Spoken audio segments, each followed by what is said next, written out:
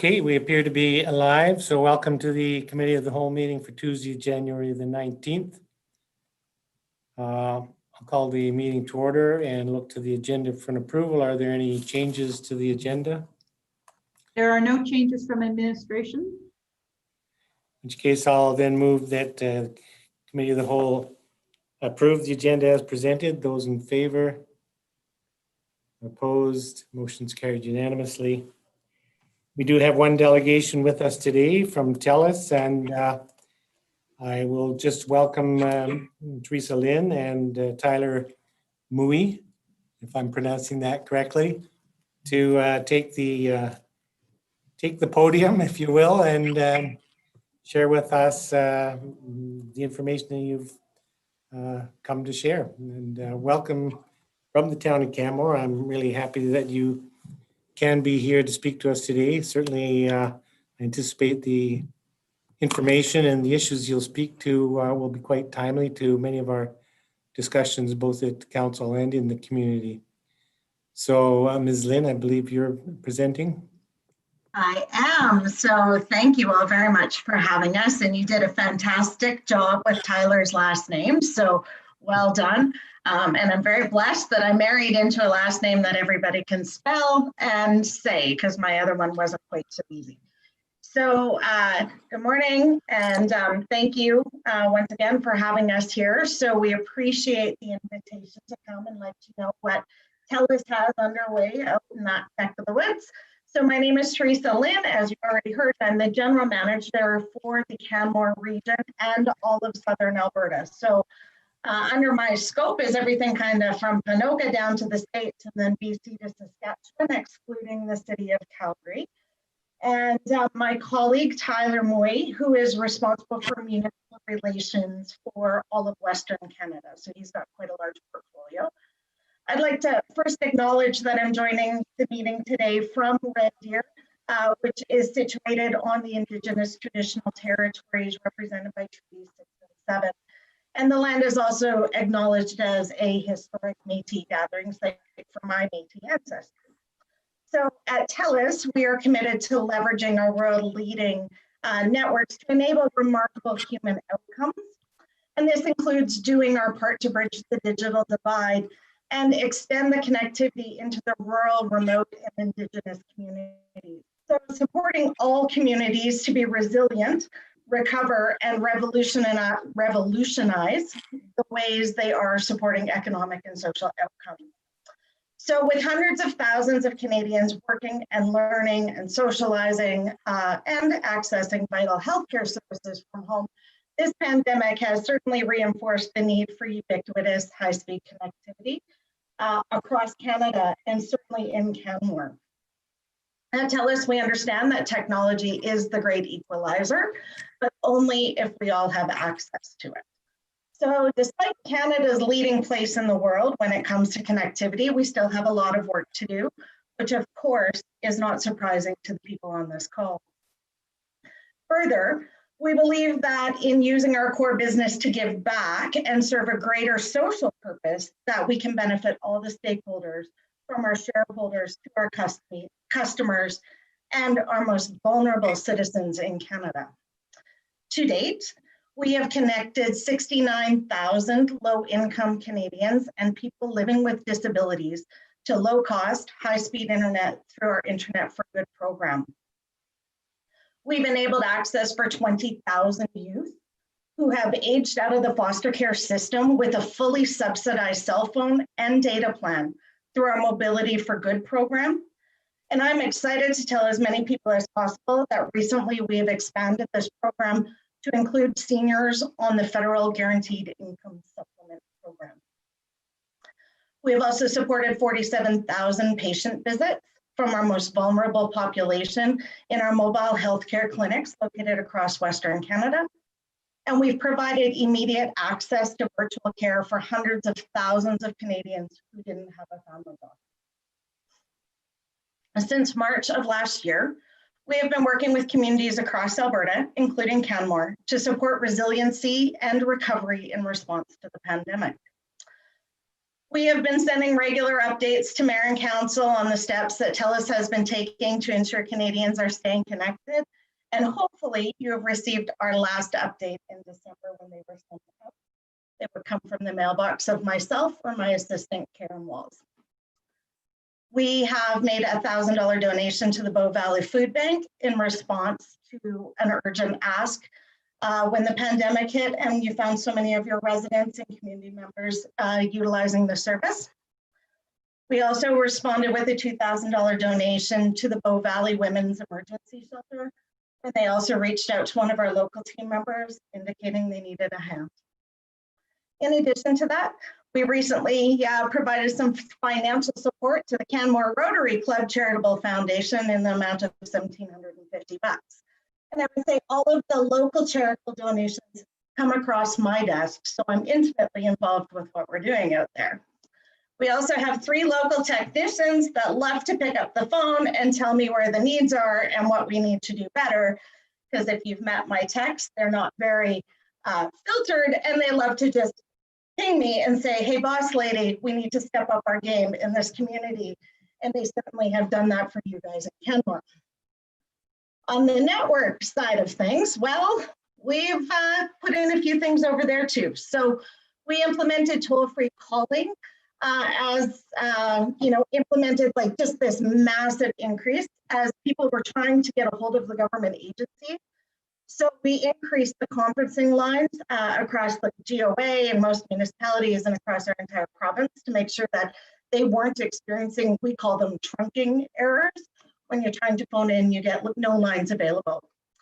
Overall, our voice traffic has increased on average of 45% nationally, which is probably no surprise as we're all working from home and doing more things like this instead of having a conversation around a water cooler like we normally would have. And while the wireless data use has seen periodic peaks of up to 40%, generally coinciding with major events like the provincial or federal news conferences, many customers are now using their home Wi-Fi on their mobile devices to help keep their costs in check with voice over Wi-Fi technology. Text messaging traffic is up by 30%. Video and picture text messaging is up by 50% as Canadians share their experiences and content with their loved ones. And then, on the home internet front, certainly we're up by 25% as customers are working from home, and utilization of at-home entertainment services like optic TV and video on demand is up between 50 and 30% depending on the technology. So supporting Alberta's response and recovery efforts during COVID has been our top priority, and it certainly has been the forefront of both Tyler and I throughout the better part of the last year. It has been all-consuming. So we have accommodated that increased traffic and volume on our wireline and wireless networks, and our team has ensured that our networks are reliable and resilient, supporting Canadians during the critical time, whether they're working from home, whether they're doing virtual learning, or whether they're utilizing the technology to access urgent healthcare needs that are, presented in front of them without ever leaving their homes. Ms. Lynn, I'm sorry to interrupt, but your voice is sort of fading in and out as you speak. Oh, sorry. I think it's my microphone in here, and I'm a rural internet user too, so that doesn't help. Is that any better? Yeah, that's good right now. Thank you. I would lean right in and talk very loud. So our team is also working tirelessly to ensure that our network is supporting the local businesses, families, and friends to stay connected to government services, entertainment, and platforms such as e-commerce. These efforts have enabled Western Canadians, and specifically Canmore residents, to adapt to the COVID challenges while staying connected, entertained, educated, and safely working from home without network performance disruption. As an example of the efforts that we've taken to elevate our network performance during COVID-19, we have continued our dedicated focus on wireless cell sites to provide coverage to our most vulnerable and critical Canadians by beefing up services in 138 hospitals, 75 COVID-19 screening centers, and 12 COVID temporary hospitals to ensure there are no coverage or capacity issues. I'm going to hand the floor to Tyler. Yeah, thanks, Teresa. And I think in continuation of that thread, we've continued to invest in upgrading our infrastructure across the province, including here in Canmore. And you'll be familiar that in 2019, we announced a $16 billion investment to improve wireline and wireless connectivity and support healthy communities and technology operations in Alberta, which included $41 million to be invested in the Canmore region. And through that, we're investing in connecting more homes, businesses, and schools to pure fiber. And in Canmore right now, that means investing in fiber first in new developments in the community. Further investments in pure fiber in Canmore are certainly on our roadmap, and we continually review our build plans and are committed to expanding our fiber network to more areas in the coming years. But as you can understand, probably running capital budgets yourselves, given the magnitudes of these investments and the complexities of construction, we're not able to build everywhere at once. And at this time, we don't have any firm timelines for the community-wide pure fiber build in Canmore, but we are engaged with staff, and we have heard firsthand from the community about the need for enhanced broadband services. We're also investing in supporting Canmore residents with better access to healthcare technology through Babylon by Telus Health, which provides access to healthcare for the 2 in 3 Canadians who find it difficult to access medical care after hours without going to the ER, for the 1 in 7 Canadians that do not have a family doctor, and for the 1 in 5 Canadians who wait more than 7 days the last time they needed to seek medical attention.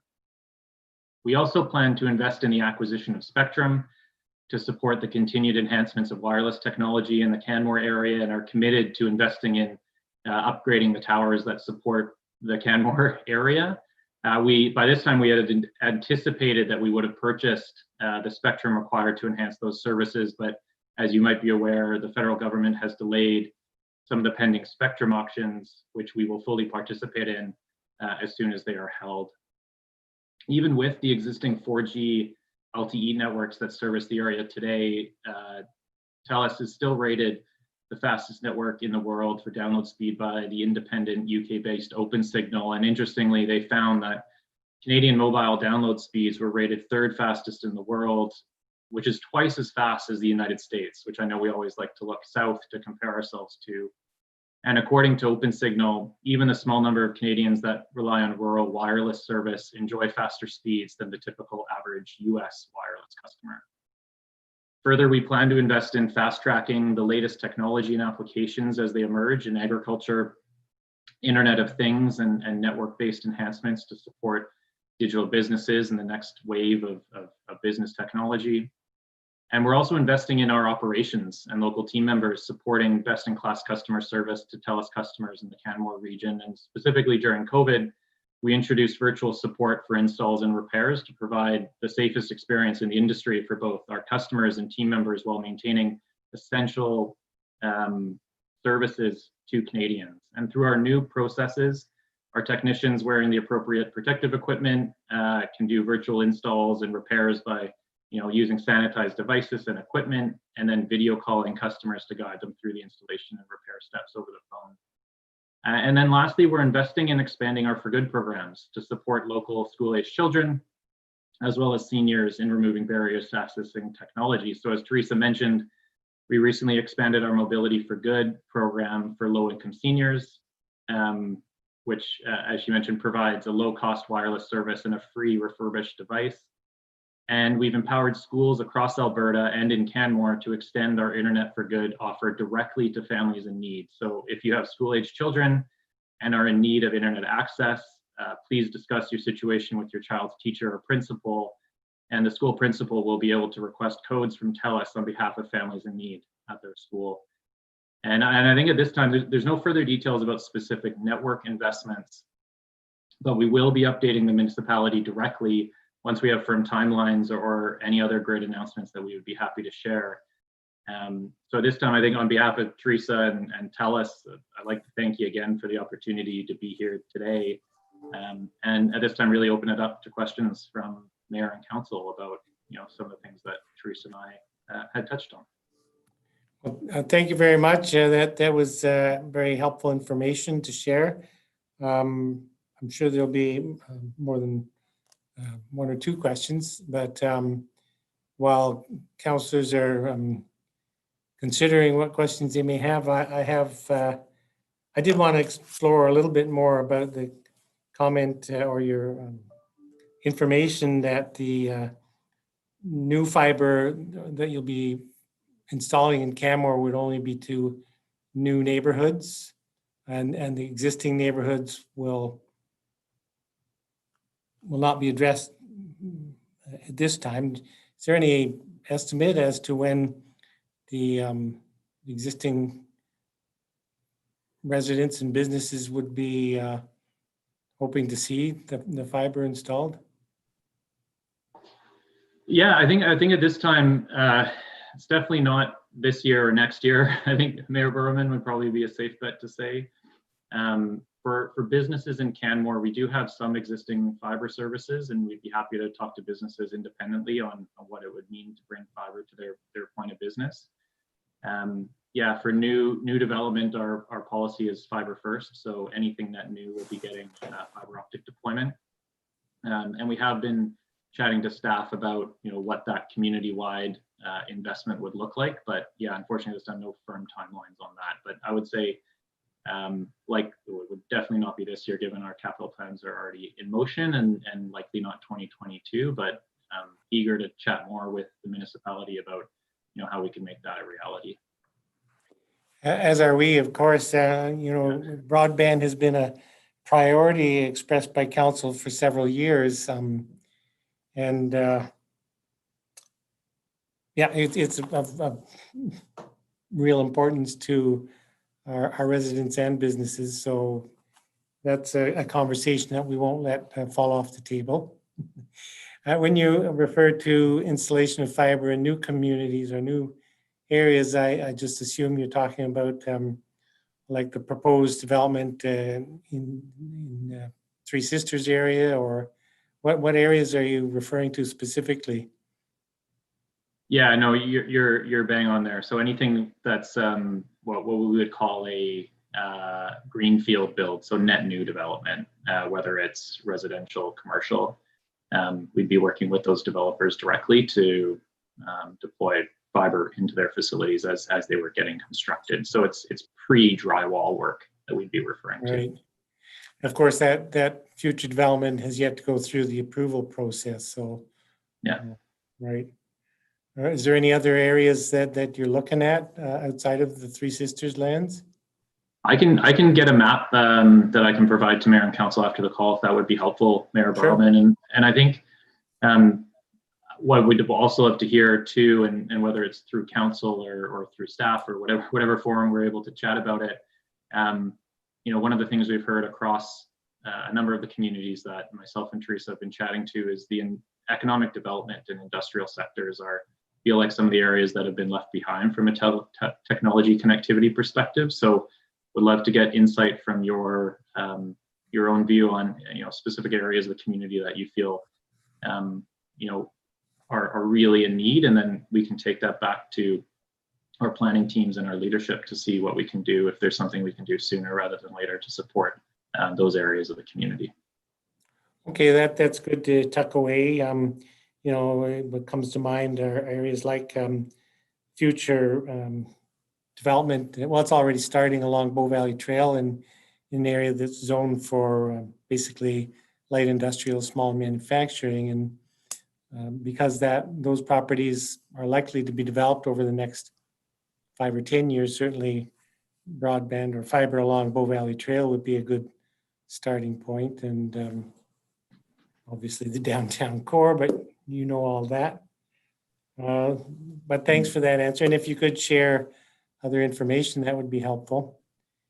Yeah, if I could top up on what Tyler said. So the way to kind of wrap it simply with a little bow tie is, if it's a brand new development where you guys are putting in new water and sewer, assume we are putting in new fiber. If it's an overlay where there was previous buildings, or, you know, we've got a knockdown of a house and we're putting up something new, we need to go back and assess what infrastructure can feed that area. So as we're building new, we're building fiber. As we're retrofitting, we're playing a little bit of technology Jenga to try and get fiber there as quick as possible. I see, yeah. Yeah, Okay, so well, that's helpful to understand as well. So you're not envisioning anything in the way of retrofitting existing commercial sectors or anything? we are, and that would be Tyler's point about making sure that it's on our line of sight, the ones that are causing the most pain, so we can advocate those in our priority list a little sooner. I hate to say it, but sometimes we just don't have line of sight into what is the most painful area. And knowing that everything hurts, we need to figure out what hurts the most. And what we're hearing in a lot of our communities is it is your light industrial areas. So your small industrial parks. So your large employers would have paid for fiber to come in. Your smaller businesses don't have that kind of funding. So they have typically been left underserved by not just us, but us and often our competition as well. And so we have a collective effort inside our organization to help communities recover from the pandemic. And one of the ways to do that is to solve these industrial areas.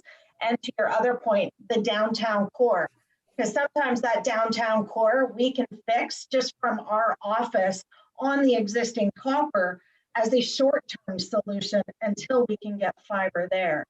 So it becomes a bit about, we got to play a little technology Jenga, but we can solve some of the problems relatively inexpensive if we know what they are.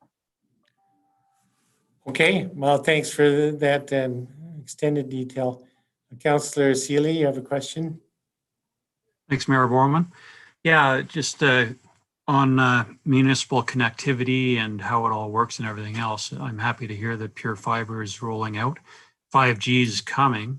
Can you give me a glimpse into the future? What does it look like if 5G rolls out? Do you still need the Pure Fiber everywhere? Does it work together? Can you give me an overview of what that might look like? Tyler, do you want to take the first swing and I'll top up with what it means for the end user? Yeah, absolutely. So at this point in time, our journey is really a fiber journey, Councillor Seeley. So we envision a future where that fiber connection is absolutely critical to enabling the speed and reliability and the latency required to operate 5G networks. So at this point in time, it is a fiber to the premise path that we're on. And then as 5G rolls out commercially, and we still don't have the spectrum for it yet, that was kind of my one of the sub bullets earlier when I was talking about spectrum, is as spectrum becomes available, as the technology rolls out, as we deploy the technology to enable 5G services, we may see the evolution of different types of service delivery on a fiber network. But for now, it's fiber to the premise is the investments that we're making right now, and into the foreseeable future, at least until such time as the spectrum becomes available and we start seeing commercial devices and more maybe residential applications of 5G to support last mile connectivity. So selfishly, when you said my audio was cutting out, I am one of these people that's going to benefit from 5G if we can ever actually get it rolled out. So it will take my home services right now, which run off the 4G LTE network, much like most of your cottage country out there would do. And I get at best 10 megabits a second if nobody in my house is watching Netflix. With 5G, I can run 100 megs. So it exponentially changes. I could then have a video consultation with my physician without it lagging out, where he could actually hear what I'm saying instead of me freezing and pausing. So, there's things like autonomous vehicles, smart cities, all that buzzwords that you're hearing from the technology associations. But until we get the spectrum that allows that rapid data flow up and down, which is why we want that, it all kind of sits on the shelf as a cool, neat to have, but it's not practically rolled out. Great, thanks very much. Does that answer your question, Councillor Seeley? It does. And thank you for being here today. Yeah, I don't see any other councillors with their hands up, so well, now I do. Councillor McCallum. Thank you, Mayor Barham, and thank you for coming to council to present. I, with great interest, heard the initiatives you've taken part in with regards to the pandemic and assisting families who have children learning from home and making sure that they have affordable access to internet. I was wondering, outside of the pandemic, what your contribution or your actions are with regards to assisting those of lower income afford internet within their homes. Farther in the agenda, we're actually speaking about Canmore's living wage, and our living wage is actually now around $30 per hour. And so I was just curious as to what motives or initiatives that Telus is taking with regards to those of lower income. So Teresa, I'll take it, Tyler. Perfect. Our For Good programs, we've expanded them with the pandemic, but we had them before the pandemic. So Okay. they're not going away when the pandemic ends. If anything, you've seen us expand them to low-income seniors, people on ACE, or other subsidized incomes. We've empowered the schools to provide the codes to the families, so we don't have to jump through a bunch of red tape. And they're not going anywhere. We pride ourselves on being the most philanthropic company in the world. And we put our money where our mouth is. We've donated over $1 billion in that environment for that very reason. For us to be good in business, we have to be in the communities that we live in. Freeze. Yeah, and Teresa, I think I'll talk, Councillor McCallum. So outside of COVID, we have our broader Internet for Good program, provides access to computers, low-cost internet. I think it's $10 a month, and digital online learning services, our Telus Wise portfolio, for anyone on income or disability assistance, and families on income and disability assistance with school-age kids across Alberta and BC. So for any family in Alberta that's participating in that area, and there's also other eligibility criteria that fit for the Internet for Good program. That is available today, and it will be available into the future as well. And I think where we're going with that path, as Teresa mentioned, is it's constantly expanding. At no point do we see ourselves building the portfolio and then shrinking it back down. It'll always then remain available for those other folks. So maybe what I can share is through staff, perhaps, if that's the appropriate way, just a link. Yeah, that'd be great. And then you can let us know if you have other questions or anything else you want to talk about. And I know Teresa locally runs our or participates in our community boards, which interact directly with local charities, organizations that operate in the region. So if there's ways that we could also further support the discussion on living wage or that within Canmore, please let us know, and we'd be happy to see if there's anything else we can do to help. That'd be excellent. And as you know, Teresa opened that technology and knowledge, quite frankly, is the great equalizer, much like libraries, right? And with libraries being closed right now through the pandemic, it's even harder and harder for people to access information. So I actually found that interesting and curious, and I appreciate you providing that in your intro, because I would have never known that program existed, quite frankly. So, but thank you for your response. I appreciate it.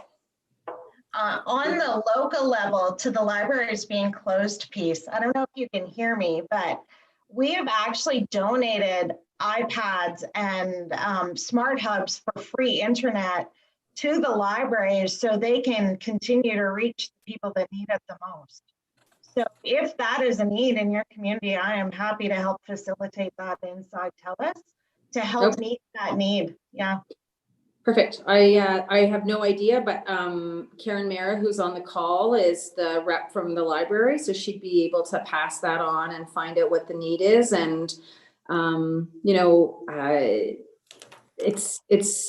hoping that you're able to right size your program based on, the cost of living to live in Fort McMurray is very different than it is in Calgary, much as in Canmore. So what a threshold number is in most communities is not necessarily the same threshold income in this community.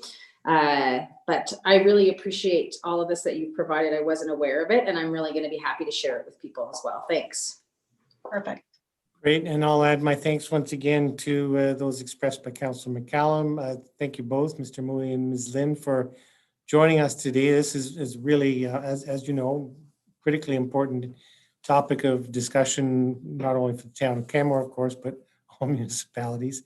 And I appreciate the strong working relationship that we do have with Telus, and particularly many of our businesses do. So I thank you for being here today, and we'll look forward to seeing that some of that increased service delivery that you're waving in front of our faces. Thank you very much for having us. Thank you so much. Great, thank you. With that, I'll move on in the agenda to consider the minutes of December 15th, 2020 Committee of the Whole meeting. Are there any errors or omissions in those minutes? Seeing none, I'll move the minutes be adopted as presented. Those in favor? Opposed? Motion's carried unanimously. We're moving on now to item D1, the Canmore 2020 living wage update. Ms. Brown.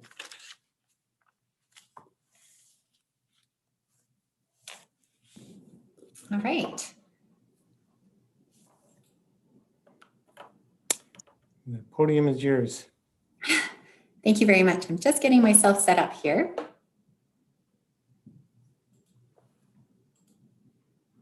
All right. And everybody can hear me okay and see okay? Yes? And before I get started, I just want to test one thing to make sure that you see. Do you see a new screen here? No, you probably don't. We can see this one title screen says living wage presentation to council. Okay, so when I start sharing the calculator, I'll just have to stop sharing and then share that. Just be a little bit of a moment. Okay. But anyways, thank you very much for having me. And that was a really interesting presentation before, and I took lots of notes. So good afternoon, Mayor, members of council. Before I start today, I just wanted to acknowledge that the town of Canmore is located within Treaty 7 territory, the traditional territories and the home of the Stoney Nakoda, Blackfoot, and Tsuut'ina nations, as well as Region 3 Métis nations. And I'm grateful to have the opportunity to work in their territory, and I commit to the work of reconciliation. But today I'm here to share with you an update on council's living wage, on the town of Canmore's living wage. And I'll be going through a lot of details today, so please don't hesitate to interrupt me if there's any questions or if clarification is needed.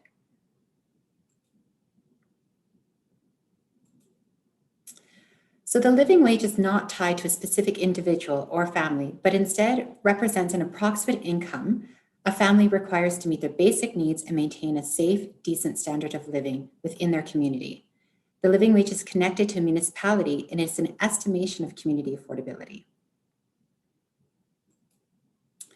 Municipalities can complete a living wage to understand and track changes to community affordability, to assess the impact of policies and programs, and to compare community livability with other municipalities. The living wage is a market basket measurement, meaning it's a collection of community data points that represents expenses that an average family would reasonably need to pay. It includes expenses related to food, clothing, footwear, shelter, transportation, childcare, school fees, healthcare, adult learning, bank fees, social inclusion, household items, and savings or a contingency fund. The living wage is calculated based on a 2-income, 2-child family. And this is because a 2-income, 2-child family is considered an average family unit. In the past, we have calculated living wage for different family types, including single adults and single parent families. But it's important to remember that the living wage is a community estimate and it's not tied to an individual. So when we're estimating livability for a community as a whole, it's recommended that an average family type, the 2-income, 2-child family, is used. And this is consistent across Canada. So all living wage networks and municipalities that do a living wage use a 2-income, 2-child family. So based on a family of 4, the living wage describes a modest lifestyle, but a lifestyle where families are active social participants within their community and are economically resilient to an unexpected financial challenge. Canmore's living wage is $30.97 per hour for a 2-income, 2-child household. So that this means that each income earner must earn $30.97 to be active social beings within their community. This is the third calculation that Canmore has completed. The 2020 living wage is significantly higher than our 2017 and our 2015 living wage. And I recognize that the 2020 living wage is a daunting number, but across Alberta, the Alberta Living Wage Network has noticed that most municipalities have experienced an increase in living wage. This is partially because of COVID-19, partially because of the cost of living increase, and partially because changes to our methodology for calculating the living wage. So prior to 2020, all municipalities that completed a living wage did it in a slightly different way. And as a result, we couldn't really accurately compare our living wage to other municipalities. So for example, some would, for adult education, would use a local college and some would use an online university fee. So for 2020, the Alberta Living Wage Network created a standardized methodology that still incorporates unique municipal expenses. This chart compares some of the key changes to the Canmore's 2020 methodology as compared to the 2017 methodology. The biggest change being shelter. In 2017, we used Canmore community housing data for an average rental cost of a 3-bedroom unit. In 2020, we used Statistics Canada market basket measurement for a shelter which has a weighted average between both rental and ownership of a 3-bedroom unit. So consequently, Canmore's shelter assumption increased significantly. For social inclusion, different communities define social inclusion differently. And the Alberta network decided to use a more conservative assumption. So as a result, Canmore's social inclusion actually decreased. And another notable one was childcare. So for 2020, we used a COVID-19 situation. It's a circumstance of COVID-19. And since childcare centers were closed for 3 months, it assumed that families didn't pay childcare for 3 months. And as a result, our childcare expenses decreased, but I anticipate that it'll increase in 2021. So one important note is that this Statistics Canada market basket measurement that was used for a few of our expenses was not available until 2018. And so we couldn't have used it for previous calculations.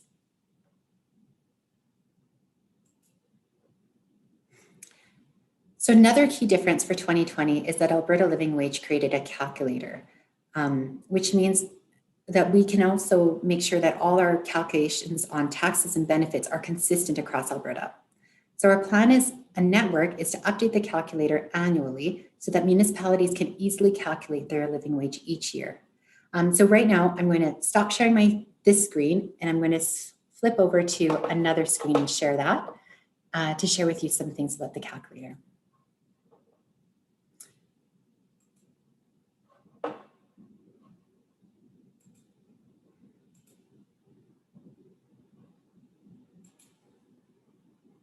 All right, so can you see the calculator? Okay. Yes. Oh, fantastic. All right, so this is the living wage calculator.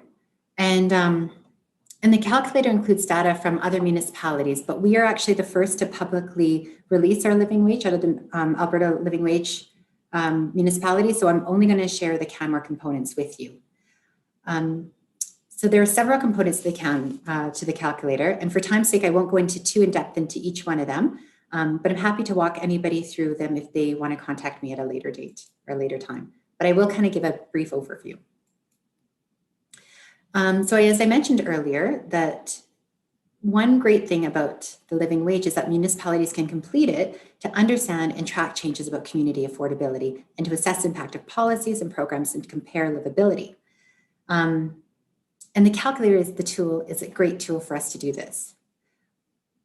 With the calculator, we can, I'm sorry, I just lost my place there. So first of all, let's look at this is our living wage calculator. And these are our living wage expenses. And as you can see, our living wage is $30.97. The expenses on the left side are part of what we calculated based on the living wage methodology. And the expenses on the right side can be changed. And the reason we want to change that is that we can look at how can different programs, community programs, impact livability and affordability within our community? So a good example would be, let's say we looked at shelter costs, which is really high in Canmore.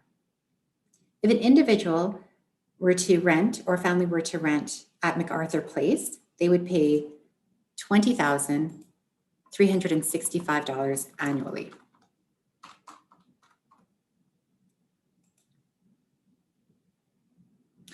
And as we can see that the living wage then decreases to $20.71.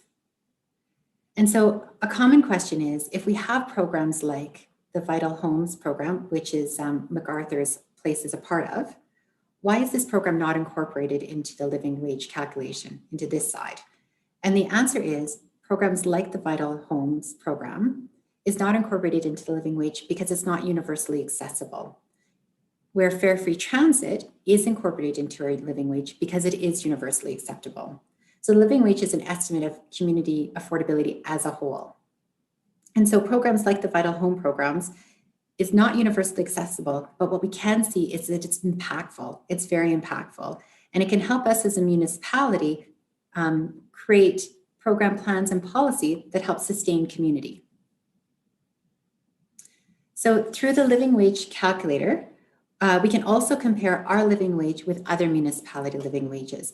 And because we're the first to publicly release our living wage, I can't actually show you what the other living wages are, but what I can show you is that what would our taxes and benefits situation look like if we had a lower living wage? Meaning, so how much, if somebody earned a living wage, how much taxes and how much benefits would they need to pay?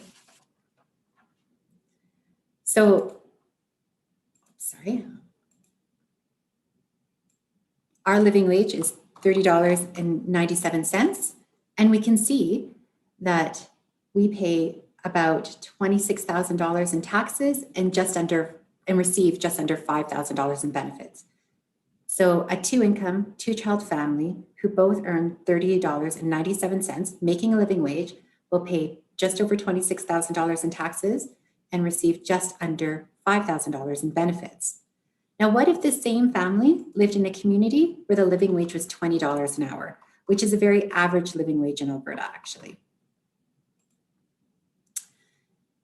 We can see that what they pay for benefits or what they receive in benefits and what they pay in taxes changes substantially. So this family, who is also making a living wage, will pay just over $12,000 in taxes and receive just over $7,000 in benefits. So a fairly significant change.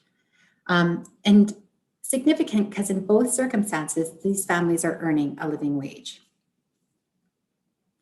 The next tab that I wanted to show you in this calculator is the COVID income gap. And the reason we wanted to include this one as a living wage network is because we know that people have been impacted by COVID, and it's really quite difficult to understand how much of an impact COVID has had on individuals.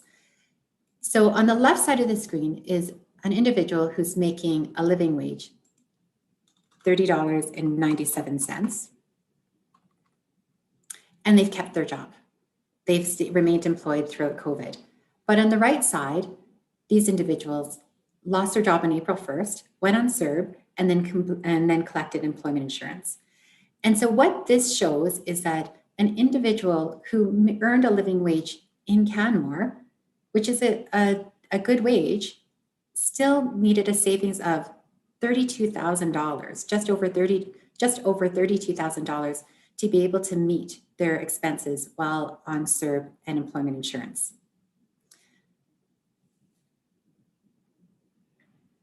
So we included this because we know that municipalities and provinces and federal governments will be looking at ways to support individuals through this difficult time. And it's just nice to have some parameters around that.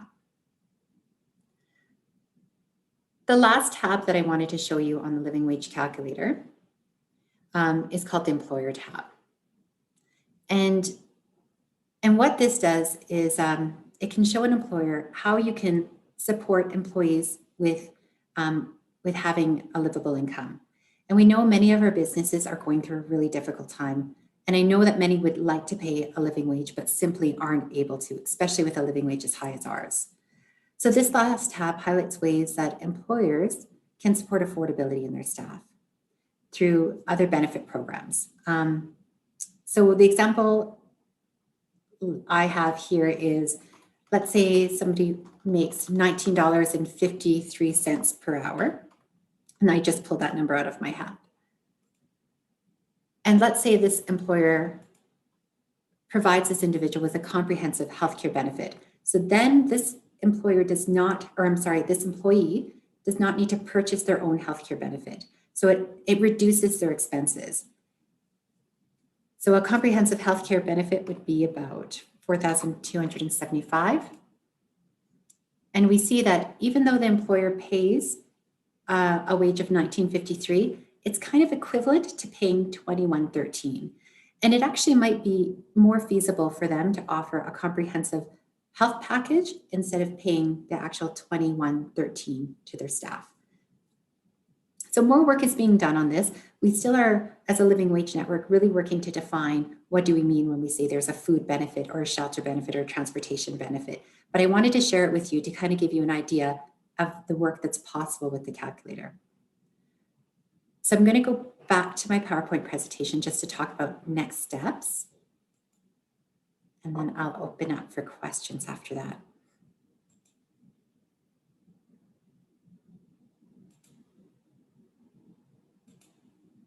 All right. So through the Alberta Living Wage Network, we'll launch the network in the spring, and we'll promote the network calculations across Alberta. Collectively, the network will advocate for changes to benefit programs based on the calculator, and we'll start working with employers to help create a livable workforce. So we do have a coordinator through the network who is reaching out to employers and actually working with our economic development team currently. In 2021, the network will continue to adjust methodology to better reflect reality. Our goal as a network is to have a consistent methodology by 2022 so that municipalities can clearly track changes year over year. My team will continue to work with Ms. Bicklett, Manager of Economic Development, to explore ways for businesses to support livability in a financially viable way. We'll work with Ms. Sauvé, Manager of Human Resources, to explore ways that the living wage calculator can support the municipality with our HR policies. And my team, Ms. Gilchrist, Supervisor of FCSS, is currently looking at new community programs that can support livability within our community. So before I end my presentation, I wanted to leave you with a quote from the Municipal Development Plan and ask you if you have any questions for me. Thank you for your time. And thank you very much for the presentation. I certainly had a lot of questions noted in the report in prep for this meeting, and I thought it would be better if we held off on questions until you'd presented, which I think was the right approach. I do have some questions. I'm quite sure other councillors do as well. Before I ask a question, more of an observation. So when I was first reading the report, I was struggling with the significant increase from 2017 to 2020 and recognizing that a big part of that really significant increase is because of the changed methodology. So in fact, I don't think our living wage has increased 35% in 3 years. I think if we applied the same methodology that we've used in 2020, if we'd used the same methodology in 2017, likely the 2017 living wage would have been reflected higher than 2276. Is that a reasonable assumption to make? No, because originally I actually did it with the same methodology and we were still over $30 an hour. And it was because shelter, yes, increased. And I actually think it's a bit more, it reflects reality a little bit more because it also incorporates ownership into rental. But I have done it and completed it, and I can share that information with council. using CCH data, but then I also used childcare the way we used it before in the past, and social inclusion the way we used it before in the past. So the numbers did increase. Okay, so that's good information. So when you applied the same methodology as you had in 2017, the results reflected what we're seeing here, the $30.71. Okay, well, that's interesting. I'm going to flip through my report and look for other questions, but I'm also watching the screen. Councillor McCallum has a question. Thank you, Mayor Barman. Thank you for your presentation. I had some questions. Well, one of my first questions was about the single person and the single person plus child, which you did a great job of explaining, but is it at all possible to still calculate those numbers, particularly for a single person?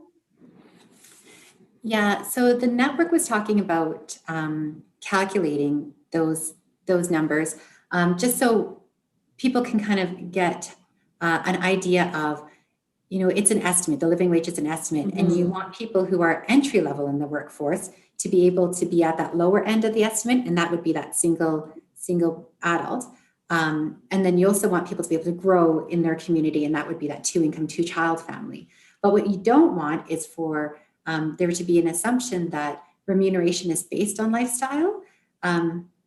So it's good information to have to understand the parameters of a living wage. And it is something that the network is looking at calculating, but we just haven't done it yet.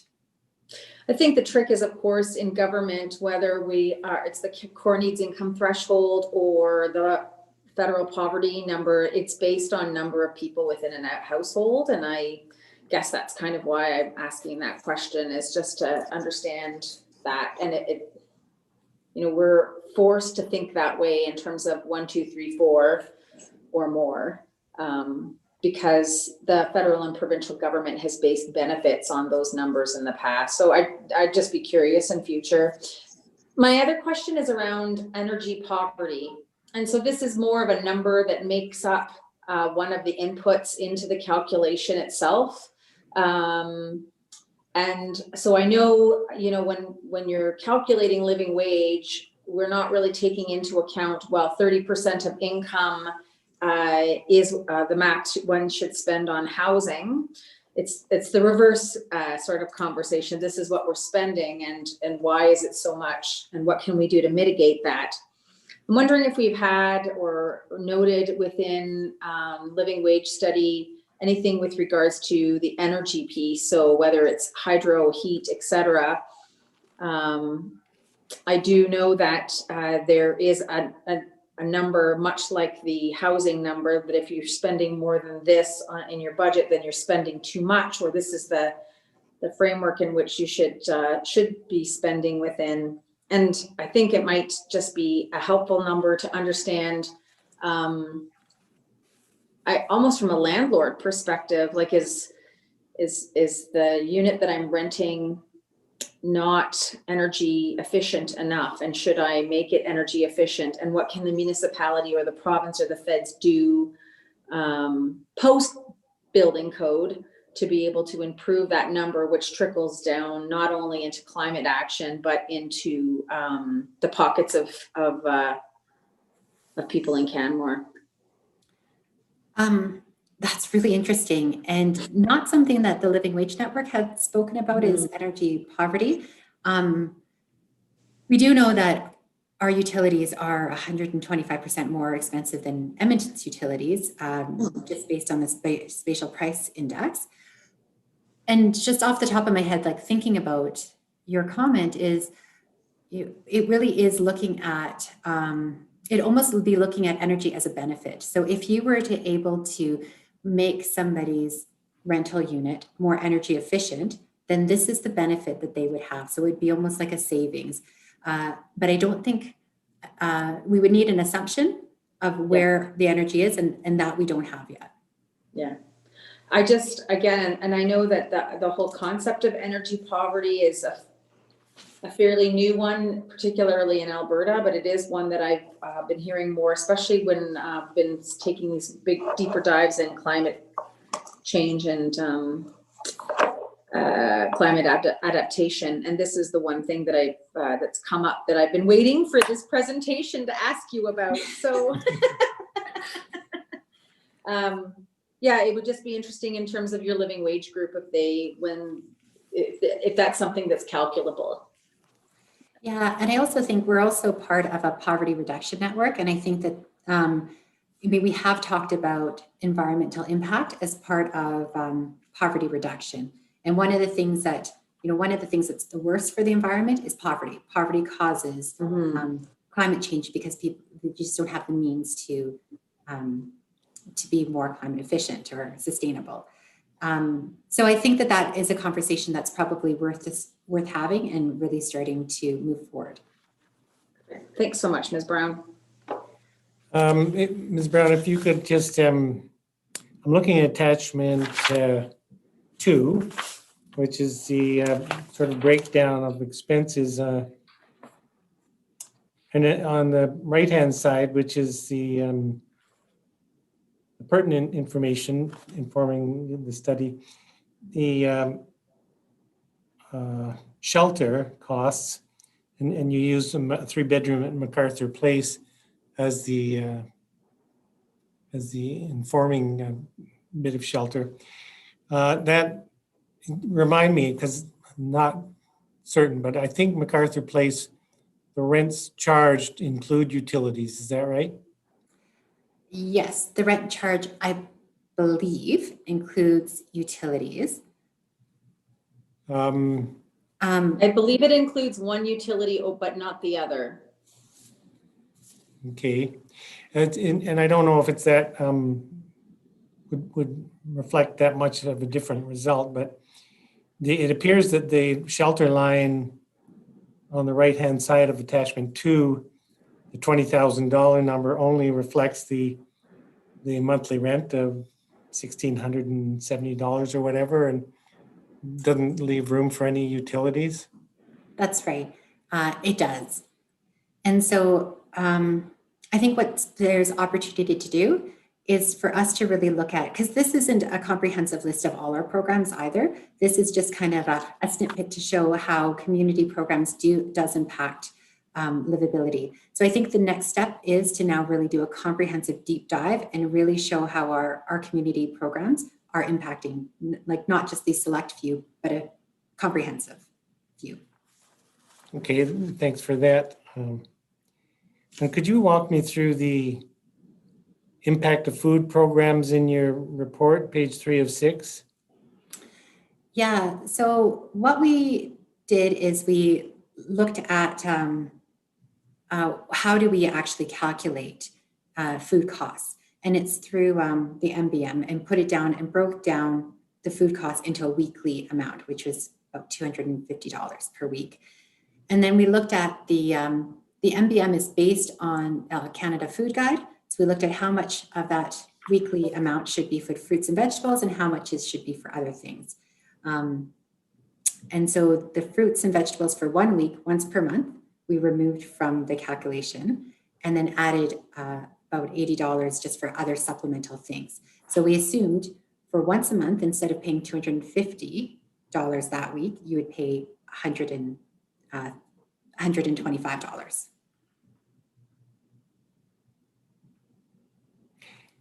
Okay, so the report indicates that the Good Food box is $30 per box.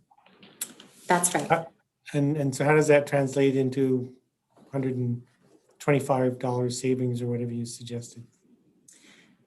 Because if you picked it up once a month, you wouldn't have to be buying your fruits and vegetables. You would get it at a reduced cost is the idea. Right, but you're still paying $30 for that box of fruit and vegetables, right?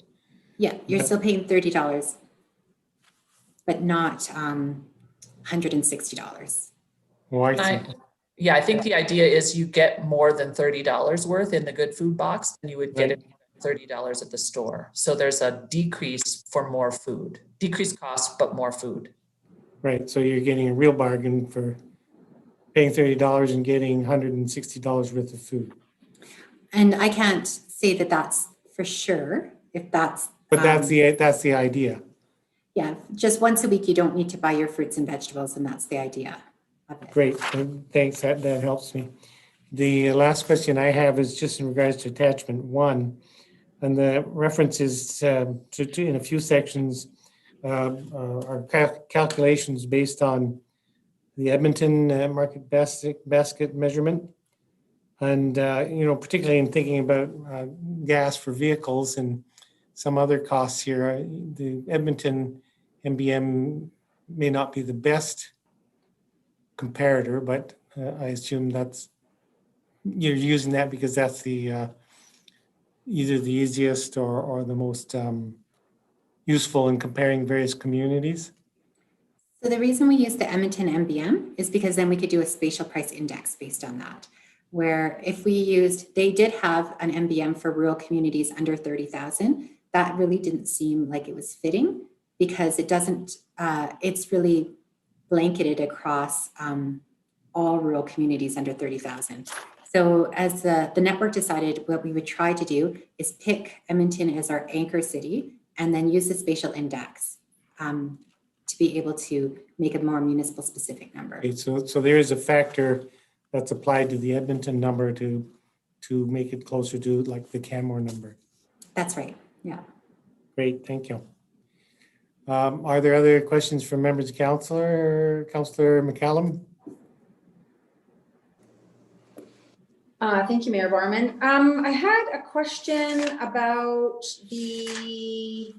or I wanted to maybe highlight with regards to childcare and that interesting example that was used that, what is it, the number? It's 19, I'm trying to find it here in the report, $19. If you go to $19.50 and then you get a 10-cent raise, that basically is the difference between you receiving a $400 or $500 subsidy every month versus not for your childcare.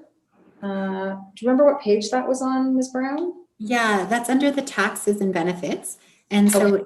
It's if a family earns $18 per hour, so both income earners earn $18 per hour, they receive an ACCS benefit of over $6,000.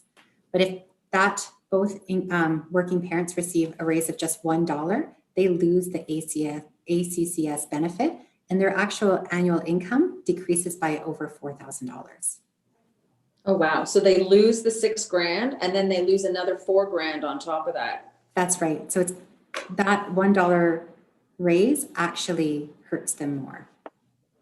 So it kind of brings me to an interesting question for administration, which I don't believe that there's an answer to at this moment. You know, when we first brought on this living wage calculation, I remember at the time in 2015, it was a really helpful tool to help us understand initially like what levers that we could pull as a municipality to bring some level of affordability. And if you recall, one of them in particular was transit, right? It was a big deal at the time. And that was funded transit, meaning you had to pay versus free transit now.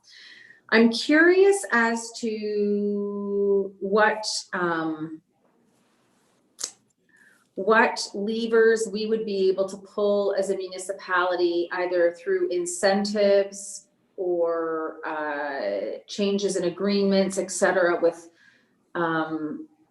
childcare facilities, whether they be through DeVar or more institutional like Munchkins and the Canmore Community Daycare, to help ensure that more parents that need that subsidy can be accommodated within the childcare industry. So currently you have to be a registered day home or one of those two facilities to be able to provide subsidy. Canmore Community Daycare, the building itself is owned by the town of Canmore. I've always wondered if there was any value in trying to organize with them sort of a triaging and prioritizing families that actually require the subsidy, period. And I was just wondering if you've seen any examples in any other areas where that lever could be pulled to sort of help assist people with ensuring that they can receive that benefit. I think, I mean, I can't speak to the policies and the direction for the daycares at all of how they look at their eligibility requirements. But I do know when we were looking at, or when there was $25 a day childcare, which is going to be ending March 31st for the Canmore Community Daycare, the idea was everybody could use that. And it was more from a child development perspective. Right now, I think for subsidy, what would really make a big difference is advocating for a gentler slope away. Once you make a certain income, it's not a sharp cutoff, but a gentler slope away. And even for some of the Alberta family benefits, it's a fairly sharp cutoff. I believe at $22 or $23 per hour. I'd have to look back at my notes. But if it was gentler, it at least allows families to not have that sudden decrease because they make a little bit more money. Yeah. That's interesting, like that's a $10,000 net loss for a family just to gain a dollar an hour. That's pretty interesting. Yeah, that was my question. Thank you very much. I just am just curious that outside of the gentler slope in terms of that's the provincial government, which I don't really feel we have much control over. I'm trying to understand what we might be able to do as a municipality. But thank you. If there's no further questions from members of council, I'll thank you, Ms. Brown, for presenting this today and reiterate what councils have said in past years on the same matter. This is really, really an important study that, and it's really happy that the town of Canmore is involved in the living wage study. It puts some real precise detail on the issues that we often talk about. And, I'm thinking that if we were concerned about living wage in 2017, which we were, this is cause for even greater concern, and certainly provides very strong rationale for council, both this council and future councils, to really focus on tools that can be applied to moving the numbers on living wage in Canmore. So thank you once again for doing this work, and please thank your team for their involvement and others. It's very concerning, but important that we have the full picture. Thank you for your time. Thank you. That I'll move to item D2, which is the Homeless Housing Coalition Working Group update. Ms. Eichelboom is presenting, the housing evaluator. And as council will know, there's an opportunity, or there will be an in-camera portion of this discussion. So I'll look to Ms. Eichelboom to lead that and suggest when she thinks we should move in camera, perhaps. And with that, thank you, I think, for the first time to presenting to council on the work you're doing. And Ms. Eichelboom, you have the mic. Wonderful. Thank you, Mayor Borman. Hi, everybody. I'm just going to share my screen here, so just give me a moment to get set up.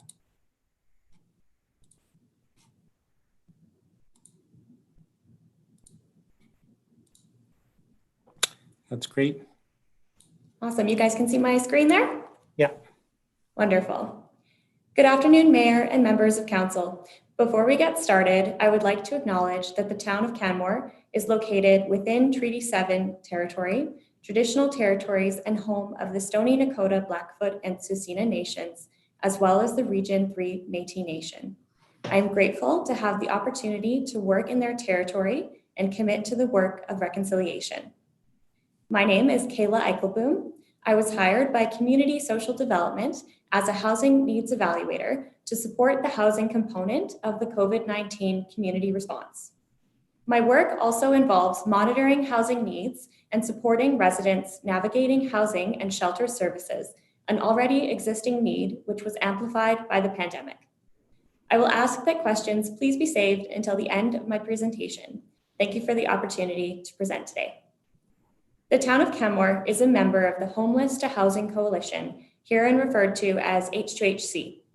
The following is an update from a meeting held in November 2020, where supports for individuals without shelter were discussed by a working group of the coalition.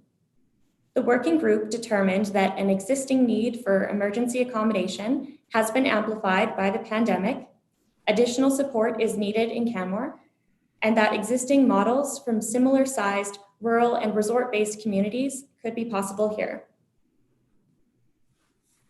Led by the YWCA of Banff, H2HC is an interagency, intermunicipal group that works to create supports and services for individuals who are at risk of or are currently experiencing homelessness or housing insecurity. The goals of the coalition include understanding who is impacted by homelessness and housing insecurity within the Bow Valley, increasing community awareness surrounding housing insecurity, and supporting individuals impacted by or at risk of experiencing homelessness. When the working group met in November, our discussion included an overview of local data and observations, a review of local supports and gaps in services, a review of supports in other rural and resort-based communities, and a discussion on community need. In 2018, H2HC collaborated with the Alberta Rural Development Network, which has recently been named the Rural Development Network, or RDN for short, to conduct 2 homelessness estimation counts. One was in the spring and one was in the fall. The goal of these surveys was to understand who is impacted by homelessness and housing insecurity within the Bow Valley. On a larger scale, this RDN surveying initiative is part of an ongoing collective effort to quantify and compare rural housing and service needs in communities all across Alberta. From October 13th to November 13th, 2020, we participated in a 3rd RDN estimation survey, which has now been titled the Rural Housing and Service Needs Assessment. Results are currently being collated by the RDN, and community reports are anticipated in winter of 2021, so soon. The town of Canmore, as part of H2HC, intends to continue participating in this biennial RDN survey to help monitor the housing and service needs of Bow Valley residents.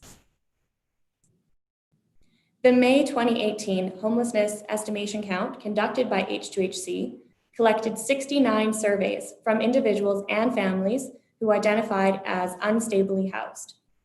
Of these respondents, 49%, the largest percentage, were provisionally accommodated, which means they were accessing some form of interim or temporary accommodation with no guarantee of continued residency.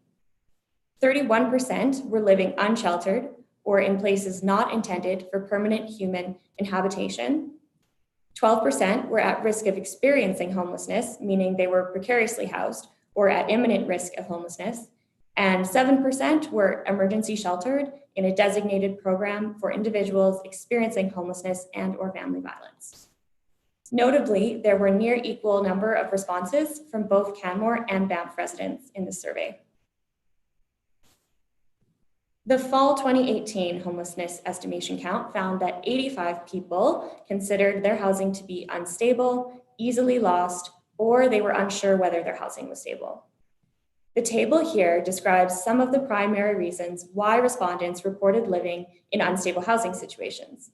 The most frequently reported reason for unstable housing was low income. Multiple responses were possible.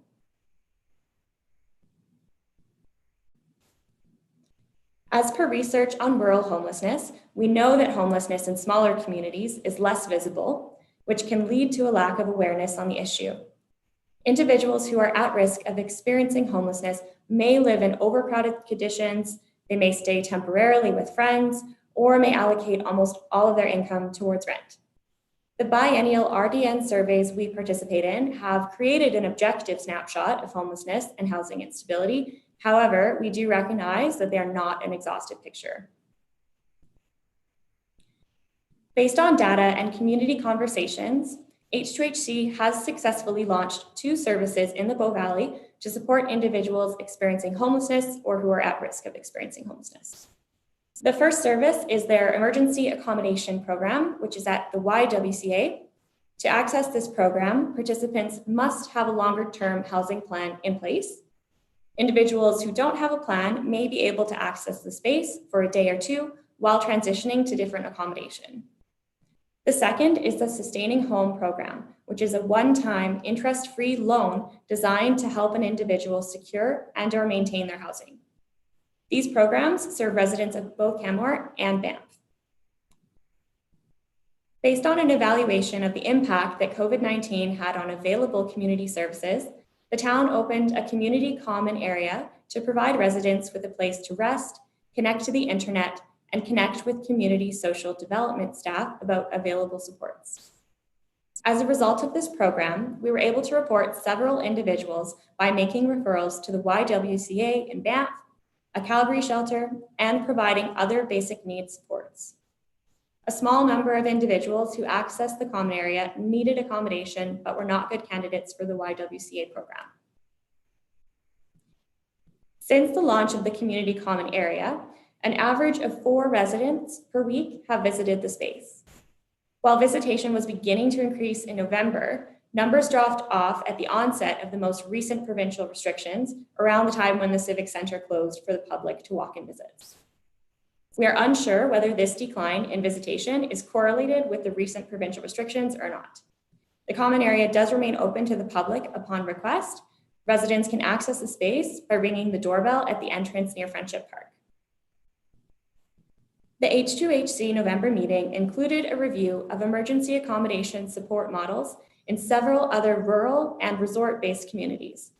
Specifically, emergency accommodation programs in 3 Albertan and 2 British Columbian communities with similar population size and population density to Canmore were examined.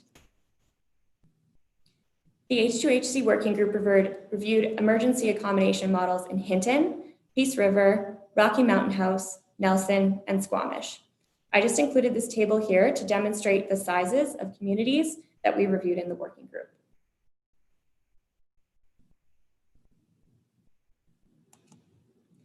In 2018, the communities of Canmore and Banff, Hinton, and Peace River all participated in the RDN fall estimation count. Notably, the percentage of individuals who reported to be living in unstable housing situations is comparable among the 3 reports.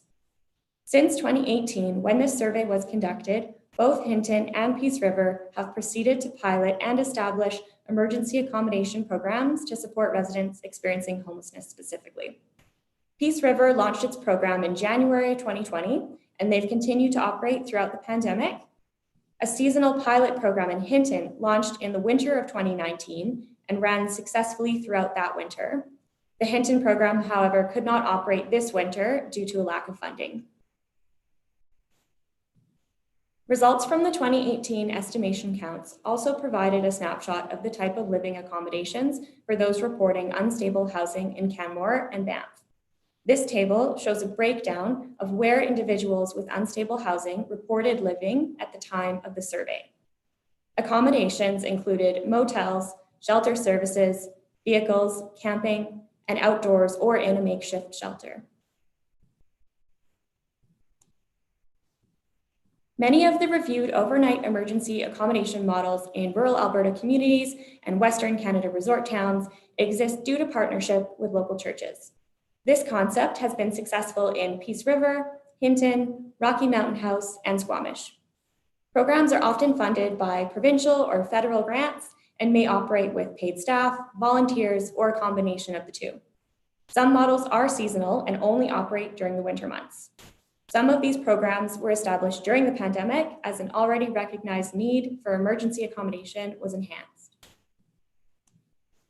With the town of Canmore acting as fiscal agent, the Homeless to Housing Coalition was recently awarded $57,000 of Reaching Home federal grant funding from the Rural Development Network to pilot a program for individuals who are without shelter.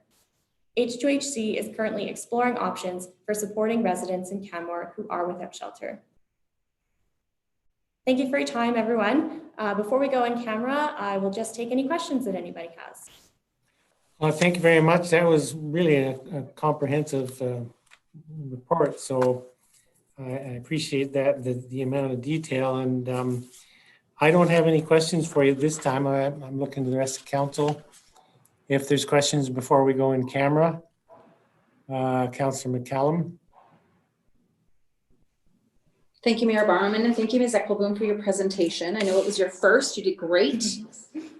Thank you. My question is with regards to stakeholder engagement. I see a list of stakeholders. I'm wondering why Bow Valley Regional Housing isn't on this list.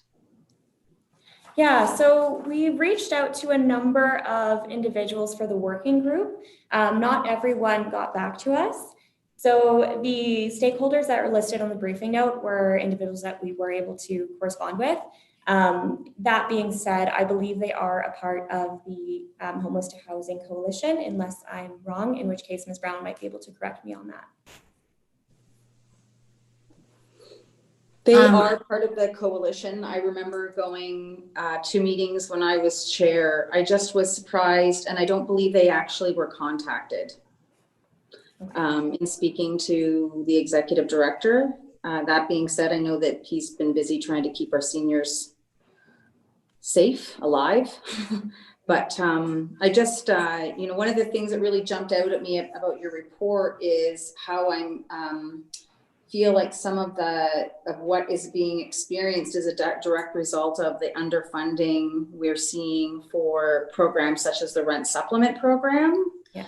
And it's my understanding that the province has decided to slowly, so we're not allowed to put people on a waiting list anymore. We're not even allowed to count who is inquiring about the program from a statistical perspective. It's quite an interesting approach. And the understanding is that there's supposed to be this magical federal program that was meant to start last April that hasn't started yet. And so there's a lack of bridging between those two programs. But I'm just interested to understand what kind of advocacy we could do, not just from Bow Valley Regional Housing's perspective, but from the Homeless to Housing Coalition, to bring that program back or to refund that program, because it's clearly needed more now than ever. I believe that the annual budget for that is like dropped by $13,000 a month. So I'm just curious if there's been any consideration in continuing to communicate with our MLA as well as our bureaucratic counterparts in Edmonton. Yeah, for sure. It's not anything that I have been in charge of or involved in directly. It would be a good question for me to bring to the chair of the group right now, who's currently Sachi Ho-Miller. But I think that we'll look into that and we can get back to you on that afterwards following the presentation. But yeah, I definitely see the value in that too. And it has, from my point of view, working in my position, it's been difficult to not have that program to refer to, because I definitely have had the possibility to refer to it in the past. Oh, I think you're muted. Councillor McCallum, you are muted. You finished there? No, I'm not. Sorry, I thought I was unmuted. I guess it's the town of Canmore and obviously the town of Banff have seen us in this space before, and we find ourselves in this space now. But this space that we're moving into here is really a space that should be funded by the provincial government. It's their responsibility. And so I just, although that doesn't mean that we should take a hands-off approach, I think that we should continue to care for our most vulnerable while still advocating to the proper authority that they should be helping us do that, because it's actually their job. I don't hear a question in there, but that's okay. No, I just, I guess, Brown? The question is basically a request to continue with advocating to the province to take care of their responsibilities as well. Ms. Brown? Sorry, do you mind if I just jump in? Thank you very much for that question. And we do work really closely with RDN, and we have been in contact with the provincial counterparts for the homeless and housing. They have requested that we continue to advocate through RDN, and we are part of their membership as part of their executive team. And these kind of things are things that they really, the collective action that they are able to move forward. So it's not just our voice alone, it's the voice of the many municipalities. I see Ms. Cottle wanting to speak. Well, Yeah, and I'll just add to it because I do appreciate and understand, I think, where Councillor McCallum is coming from. Generally, from a staff perspective, we liaise and have conversations at the staff level. And some of what I think you're talking about is political. It's political advocacy for policy change and for funding. And generally, that's not, those decisions aren't at the staff level. So there may be a conversation for council about a different kind of advocacy that's a bit more political around policy and resources. So. And in thinking about that, we could also work through Councillor McCallum's position on the AUMA committee. I think that's a good connection to use. I would not disagree with you, Your Worship. Right. Councillor Comfort, do you have a question? Yeah, is my sound working? Yes. Great. So my question is regarding the stakeholder engagement. I noticed that there's 3 churches mentioned, 4 churches mentioned, but not the Catholic Church. Has the Catholic Church been a part of that group? Similar, yeah, to McCallum's question, they were not involved in the working group, but I haven't had any relations prior, so I might refer that question to Ms. Brown as well. Ms. Brown? So we have reached out to them. We did reach out to them for the working group as well for the discussion, and we've reached out to them not only on this project, on several projects, and they have not been able to come to the table. Is there any? So I'm just, the reason I ask is that council gave them consideration on their development fees, and in the hopes or in the promise at the time, the commitment at the time to create programs for the homeless and so forth. And so I just wondered if they had followed through with you perhaps on this, or these other organizations, sorry. Unfortunately, they have not been able to come to the table. Okay, thank you. Councillor Mara, did you have a question? Yes, I did. I was just for clarification and just for myself to do numbers. Of the 69 surveys that were done in May of 2018, do we know how individuals that represents? I noticed that in 2018 there was the fall was 85, but do we know how many were in the 69 the surveys? How many people it represented? Sorry, you're cutting in and out there. Of the 69 surveys that were done in May, do we know how many people that represents? I just look to see if there's a big increase or it's the same from the fall, from the spring to the fall. Oh, like if there was any overlap between the 2 surveys? Oh, that's a good question. I don't know, as I wasn't here at the time of those surveys being conducted. Ms. Brown, perhaps you can speak to that. Yeah, so we chose those 2 times because they were times where there were more seasonal people, or at the tail end of the seasonal work staff. So I couldn't tell you if there's overlap between the 2 surveys, if some people filled out both. Probably some people did fill out both. And the number of surveys, it's about 69 and 85, give or take a few. I couldn't tell you the exact number off the top of my head, but I can get that number for you. Okay, no problem. And I just had one other question. In the percentages, where would you say, or if there is any thought to employee housing, how many thought that their unstableness was related to their employment? Do we have any numbers on that? We didn't ask that question specifically, okay. But anecdotally, we have heard that some people would say that their employee housing is considered. It really is what they would feel that if their housing is stable or not stable. And some employees have said, yes, I feel that my housing isn't stable because it's employee housing, and some haven't. But we didn't ask the question specifically about employee housing. Okay, thank you. There's no further questions this time. I'll move that Committee of Whole take the meeting in camera to prevent disclosure of advice, proposals, recommendations, analysis, or policy developed for a public body in accordance with Section 24(1)(a) of the Freedom of Information Protection of Privacy Act. So call the question. Those in favor? Opposed? We're going in camera.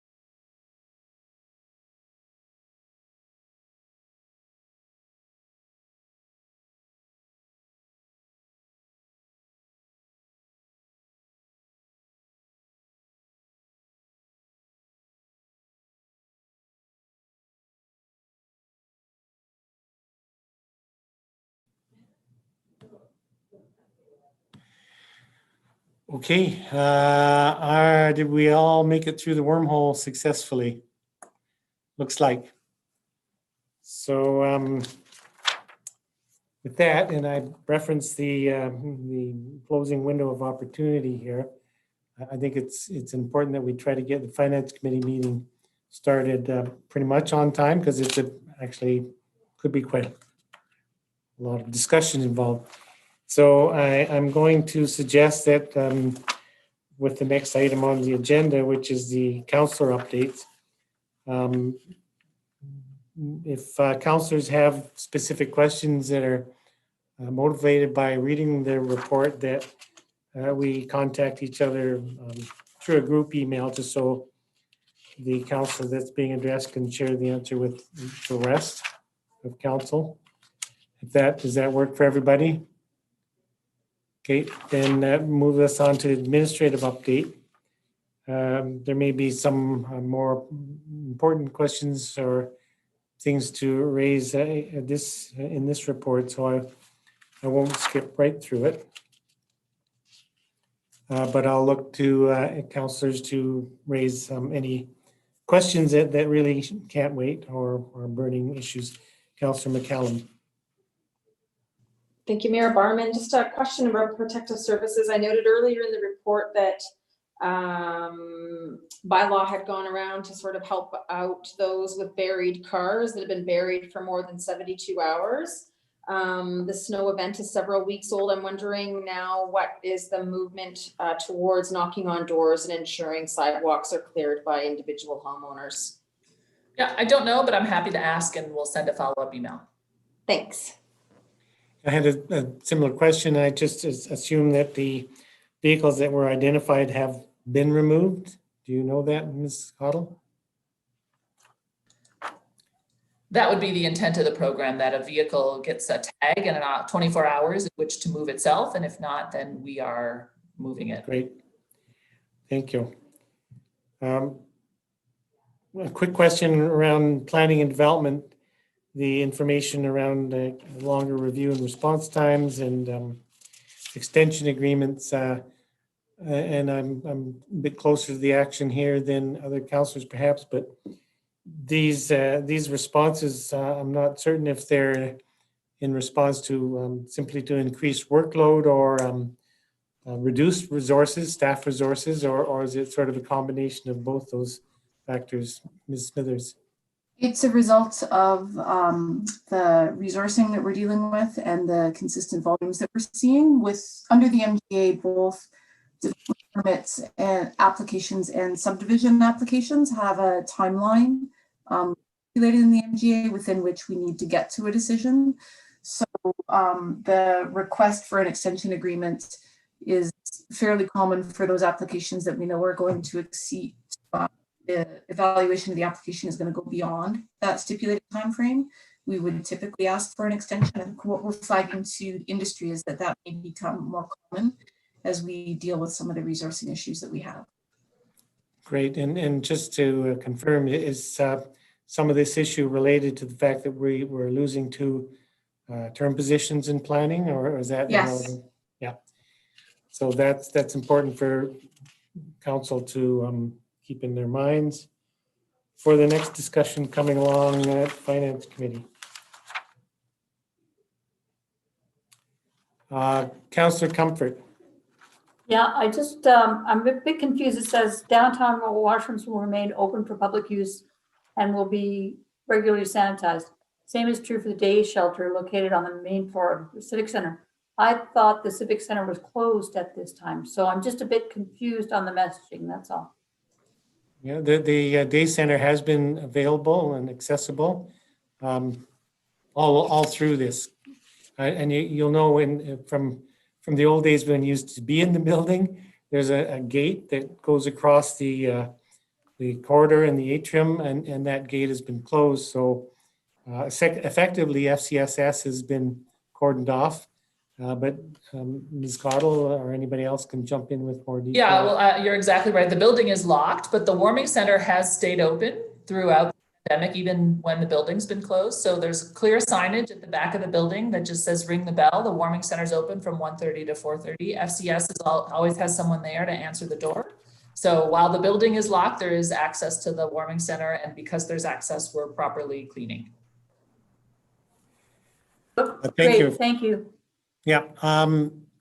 If there's no other urgent questions, I'll suggest the same approach. If there's other questions you may have in regards to the administrative update, you could send them directly to the general manager, the appropriate general manager, who can answer your email copy to all of council. If that works for everybody, then we'll move on to council resolution action list. G1. I had one or two comments myself, but I'm going to delay those comments until the next opportunity because it's past 3 now. Unless anybody else has a really burning issue to raise on this report, which I don't see, I will then at this point move that the committee of the whole be adjourned. Those in support? We're adjourned, and I'm going to give